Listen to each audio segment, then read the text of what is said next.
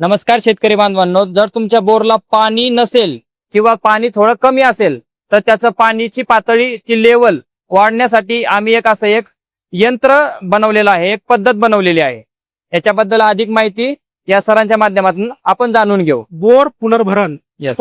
आपण विहीर पुनर्भरण कसं करतो यस त्याच प्रकारामध्ये हे बोर पुनर्भरण करायचं. लक्षात Yes. घ्या, आपल्या घरामध्ये किंवा शेतामध्ये जर एखादा बोर असेल आणि त्या बोरला बिलकुल पाणीच नाही, यस आणि त्या बोरला पाणी कसं आणायचंय हे तुम्हाला ह्या डेमोद्वारे सांगितलेलं आहे. सांगितलं. आता समजा आपल्याकडे हा बोर आहे, हा केशिन पाईप आहे. लक्षात घ्या, यस हा किरशिंग पाईप. Casein pipe. ह्या केशिन पाईपाच्या साईड 1.5 मीटर व्यासाचं एक खोल खड्डा करायचा. खोल खड्डा करायचा. जसं क्रेशिंग आपण पाईपच्या शेजारी असं 1.5 मीटर असा खड्डा करायचा. खड्डा करायचा आहे. यस किती खोल खड्डा करायचा आहे तर हे ह्याच्यामध्ये दाखवलं का, आकृतीमध्ये दाखवलेलं आहे खड्डा केलेला. त्यानंतर हा केशिन पाईप जिथपर्यंत आपण ही केलेला आहे, खड्डा केलेला आहे त्याच्या बेसला ओके. दाबनाच्या साहाय्याने लहान लहान लहान होल पाडायचे. खोल छिद्र करायचं. जास्त पाडायचे नाही, जेणेकरून ते तुकडा पडल, ओके. पाईप कमकुवत होईल चमकू होत. असं नाही करायचं.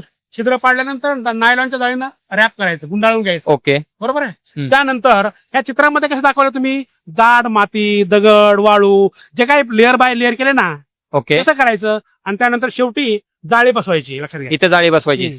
ओके. जाळी बसवल्यानंतर हे इकडचं पाणी ह्याच्यामध्ये येईल, ओके. आणि पाणी गेल्यानंतर जिथं आपण नायलॉनची जाळी आहे ना, त्याच्यावर त्यातून मधून आपल्या बोर मध्ये उतरेल आणि पाण्याची पातळी वाढेल. पातळी नक्कीच वाढेल. हे संपूर्ण इंजिनिअरिंग डेमो आपलं वसंतराव नाईक मराठवाडा कृषी विद्यापीठ परभणी यांनी संशोधित केलेलं आहे. जर तुम्हाला याची अधिक माहिती मिळवायची असेल तर तुम्ही त्यांच्याशी संपर्क साधा, किंवा कृषी विज्ञान केंद्र खामगाव येथे कृषी अभियांत्रिकी या विषयाचे डॉक्टर सुरपाम सर आहेत, त्यांना देखील तुम्ही संपर्क करू शकता. एकदम कमीत कमी लक्षात घ्या, आपल्याकडे बोर असेल 7 ते 10 हजार रुपये ह्याला खर्च येतो. ओके. काहीही लागत नाही, एकदम चांगला आहे. आता आम्ही कृषी विज्ञान केंद्र खामगावला देखील बोर पुनर्भरण केलेलं आहे. तिथं ओके. सध्या उन्हाळ्यामध्ये पाणी आहे, कंटिन्यू पाणी आहे, म्हणजे पाण्याची कमतरता नाहीच. धन्यवाद. हा.